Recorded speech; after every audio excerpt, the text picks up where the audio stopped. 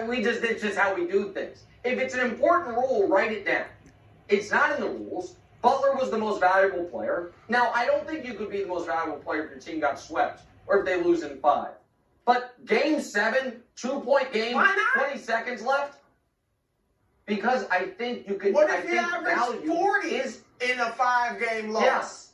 I mean, seriously. Yeah, no, seriously. Because I do think that winning is part of the equation. And I don't think you're that valuable if your team gets blown off the court. That's why I didn't argue for Luka to win Western Conference Finals MVP, even though his numbers were far and away the best, because that team lost in 5. But in a 7-game series, that's a 1-possession game with 20 seconds left. I think we all can agree Miami could have won. That the series came down to literally 1 possession. So give the most valuable player to the guy who was most valuable. Seems pretty logical to me. Stop it.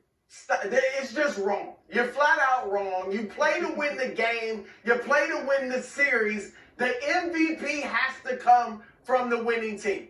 I don't know if you mentioned this or not, but there has been one time when someone won the Finals MVP and they didn't play for the winning team. That was Jerry West, 1969. First year they voted for that award. And I honestly feel like because it was new, the writers or whoever voted was just like, we don't really know how you do this. And so they just gave it to the guy who was the best in the series. All right? But the next year, they saw, you know what, that doesn't even make sense. All right, it's about winning the series. And so they started giving it to the best player on the winning team, and I agree with that. Now, you say this is a new award. Yes, of course, but it's based on the Finals MVP. They're not going to have a separate criteria for the conference MVP, and a separate one for the Finals MVP. Now, you want them to write it down. Nothing's written down. Like you said, I've been voting for MVP for the league for 25 years. There's no criteria. Yeah. And that gives the writers free reign to do what they want. Von Sims can vote the way he wants. That's fine. But you saw that 8 of the 9 or 7 of the 8, whatever it was, voted for Tatum because they understand you must win. All right, that's what this is all about, Nick. And heck, you admitted winning was a part of the equation.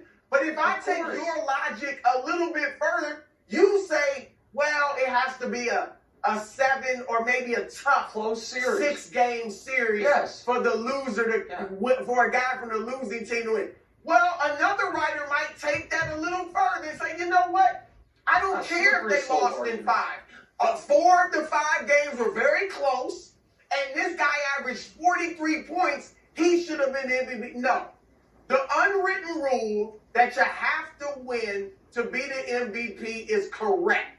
That's how it was. And let me throw this out there before I go to Wildes. Butler was great. He also had 3 bad games. One because he didn't play the second half. Now that's fair. He had 3 games in which he scored 27 points total. If he played, and we thought he was hurt. And then all of a sudden he just bursts out here and looks like Michael Jordan in games 6 and 7. So what happened in the previous 3 games? Look, If he plays well in 1 or 2 of those games, maybe they win the series. Well, listen, that argument's fair. If your argument is Butler wasn't good enough because of those 3 games, I'll listen to it. Despite those 3 bad games, he led the series in points per game. He shot a better percentage than Tatum. I thought he was more impactful than Tatum on both ends. But if that's the argument, then that's a separate thing. But what you're arguing is that there's this unwritten rule, writers just disobey it sometimes. The 2015 finals, when 4 of the 11 voted for LeBron, those writers weren't informed of this unwritten rule. Nobody told Tim Bontemps of this unwritten rule. So this idea that a losing player's ineligible, to me, is clearly not true because this is the first Larry Bird Award ever given out, and someone voted for a losing player. I'm simply arguing, Wildes, more people should have. And if you can't vote for a losing player, then put it in the criteria. If they wanted it in the criteria, you know what? put it in the criteria. Please, There's no Maybe I will. criteria, Nick. Maybe I will. You have to win. I have a few issues. First of all, with the trophy itself. I don't like the trophy. I want to, if you're going to call something the Larry Bird Trophy, have it be a little trophy of Larry Bird, like the Heisman Trophy. You can hold it up, it'll be awesome. Not something I get from a marketing award with a little silver, crystal dome on it. I didn't like that. Reason number 2, Nick. If you want to call it the most outstanding player, MOP, and you can play Annie up during the celebration, I'd be okay with that. But if it's going to be valuable, it means you had added value to the winning team. Because and I know it's a slippery slope, but just bear with me.